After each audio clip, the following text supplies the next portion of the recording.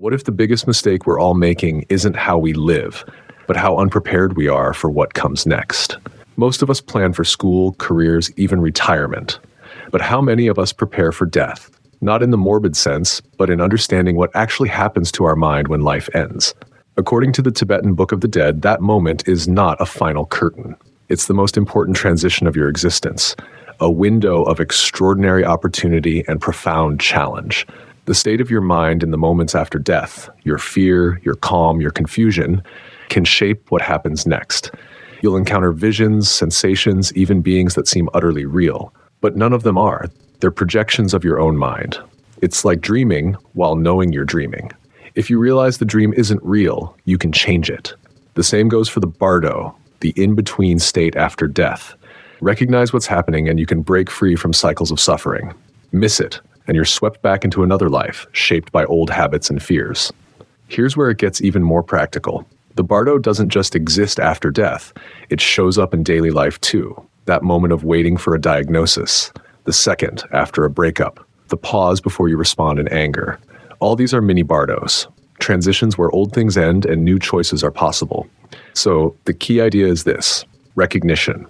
Recognizing that everything you see and feel in these moments, whether in life or death, is a reflection of your own mind. When you recognize this, you're not at the mercy of your emotions. You have a choice. That's what liberation means here. Not floating off into some mystical realm, but gaining clarity and freedom within your own experience. You don't need to be a monk. You don't need to believe in reincarnation. All you need is the willingness to notice what's happening inside you and the courage to stay with it without running. That's how you prepare for death, and that's how you learn to live. The lesson is simple but powerful. Every transition, big or small, is a chance to wake up. Don't wait until your final breath to practice. Start now. Let's look at something we don't usually associate with spiritual teachings: everyday stress. Think about how your body reacts when you're late to a meeting, get bad news, or argue with someone you care about. Heart races, thoughts spin, emotions flare. These aren't just reactions, they're small bardos. You're between what just happened and what comes next. And just like in the bardos after death, what you do in that space can either trap you in old patterns or open a new way forward. The Tibetan Book of the Dead isn't only preparing us for death, it's showing us how to handle life, moment by moment. The idea is simple. Most of our suffering comes not from what happens, but from how we react. We grasp at comfort, we push away pain, we cling to identity. The Bardo teachings say, pause, notice the reaction, recognize it as just a projection. This isn't about denying feelings, it's about seeing them clearly before they shape your future. Instead of trying to fix every stressful situation, shift your attention to how your mind responds. Is it pulling you into fear, anger, numbness? Just noticing that is a kind of freedom. You don't have to act on the impulse. You can wait, breathe, and choose differently. That pause is where transformation begins. Even joy and success can be bardos. Ever felt uneasy right after achieving something you wanted? That's because the mind fears change, even when it's good. It clings. So the goal isn't to avoid suffering and chase pleasure. The goal is to stay aware in every state, knowing each one will pass. The Bardo teachings aren't mystical instructions for the afterlife. They're a user manual for the present. Every challenge is a practice. Every emotion is a test. And every moment of awareness is a step toward real freedom. Let's go one step further. The Tibetan Book of the Dead describes the appearance of peaceful and wrathful deities during the Bardo after death. But what are these deities really? They're intense emotional experiences. Peaceful deities show up as calm, compassionate presences. Wrathful ones are terrifying and chaotic. Both are symbols of the mind's power, especially when it's under pressure. Now think about life. Have you ever been overwhelmed by anxiety before a major decision or flooded with regret after something went wrong? That's a wrathful deity. Ever felt a sudden sense of peace when you finally accepted something you couldn't change? That's a peaceful one. These forces aren't external. They come from inside you. They're mental projections shaped by your habits, fears, and beliefs. And just like in the Bardo, if you recognize them, if you know they're not permanent, not ultimate, you don't have to be controlled by them. This brings us to a critical insight. Recognition is the turning point, not force, not avoidance, just clear seeing. In day-to-day life, this means training yourself to pause when things feel overwhelming. It means looking directly at your fear or frustration and thinking, this is a reaction. It's intense, but it's temporary. I can watch it without becoming it. That small shift, seeing instead of reacting, makes all the difference. The Bardo is a mirror. What you see there reflects how you've lived. So every moment of mindfulness today shapes your ability to stay clear when it really counts, whether in crisis, in grief, or at the edge of life itself. It's not about being perfect, it's about being ready. Because when you face a major transition, losing someone, starting over, getting old, or dying, your mind will do what it's practiced. If you've practiced panic, panic comes. But if you've practiced recognition, awareness comes. That's the training. That's the opportunity. Treat today's struggles as training for the biggest transition of all. Notice how your mind moves. Learn to let go. And remember that what you recognize, you can rise above. Let's talk about something we often avoid: identity. Most people think of identity as stable: your name, job, background, personality. But according to the Tibetan Book of the Dead, identity is one of the biggest obstacles during the Bardo.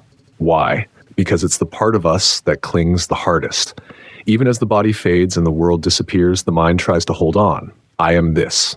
I was that. I need to be someone. The more tightly we cling to a fixed idea of who we are, the harder it is to move forward.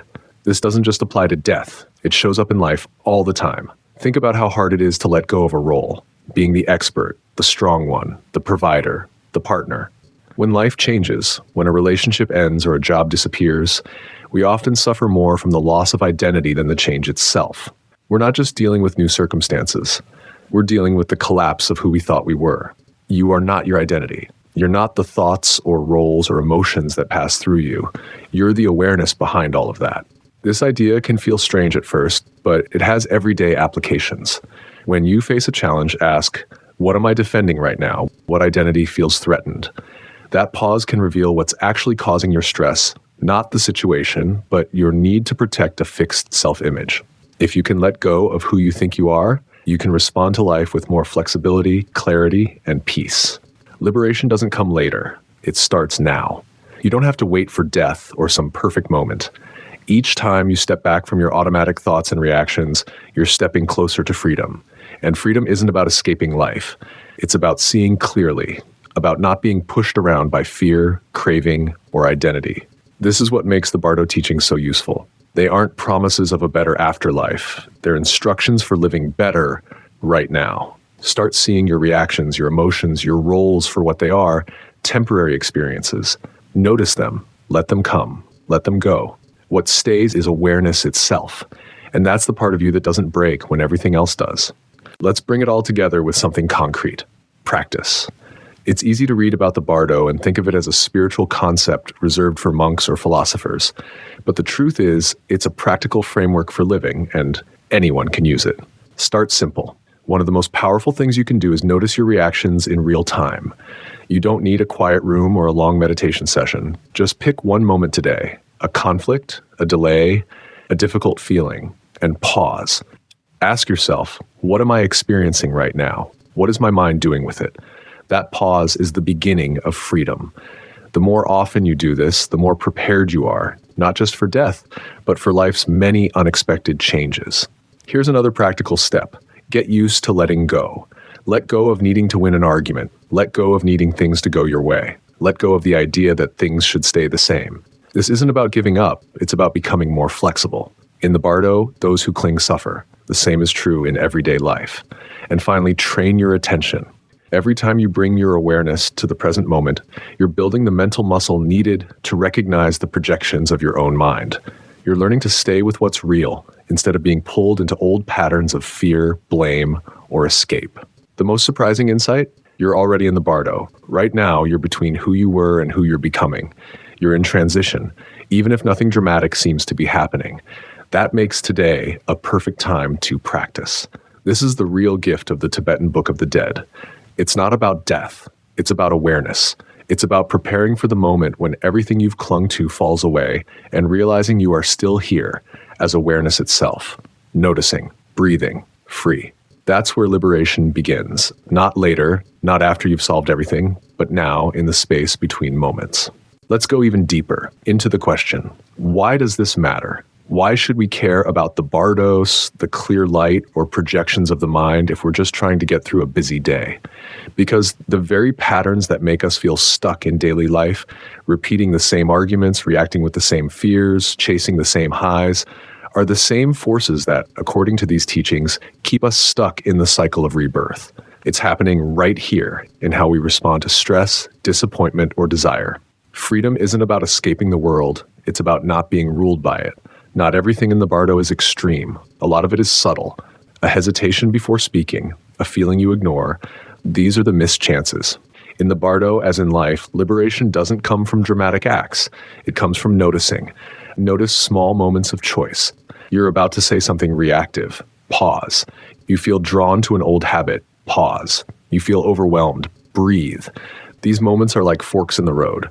One leads deeper into the same old loop. The other points toward awareness, growth, and eventually freedom. There's also a practical shift in how we view suffering. Most of us try to avoid pain, fix it, or deny it. The Bardo teachings flip that. They say, turn toward it, see it, understand it. Suffering isn't failure. It's a signal. It's showing you where you're holding on too tightly or refusing to see clearly. What we resist holds the key to our freedom. Whether it's the fear of change, the pain of loss, or the struggle to be enough, when we face it directly, with awareness, something shifts. The illusion weakens, and what's left is clarity. The Bardos aren't there to scare us. They're there to train us, to remind us that we already have what we need: awareness, choice, and the ability to see through what's false. That's the path. Not to escape life, but to meet it fully. Let's end with the most important insight of all. Nothing needs to be added, only recognized. The Tibetan Book of the Dead calls this liberation through recognition, and it's more than a spiritual idea. It's a mindset that changes how you live. You don't need to become someone else. You don't need to collect more experiences or fix every flaw. You need to see clearly what's already happening inside your mind. You already have the capacity for freedom, not by becoming perfect, but by becoming aware. You don't need to wait for a quiet retreat, a major life change, or the moment of death to start. The Bardo isn't later, it's now. Every decision point, every emotional spike, every transition is a training ground, a chance to recognize the mind's habits and to choose something different. Liberation doesn't mean escaping pain. It means no longer being trapped by it. Life will still bring loss, fear, uncertainty.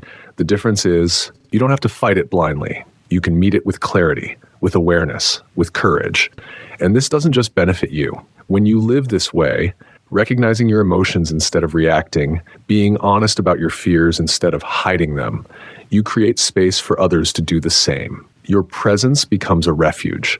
That's how this practice ripples outward, silently, powerfully through how you show up in the world. You don't need to master anything grand. You just need to stay present in moments that ask you to run. Notice what's happening. Remember that it's not final, not permanent, not you. And in that awareness, even for a second, you're free.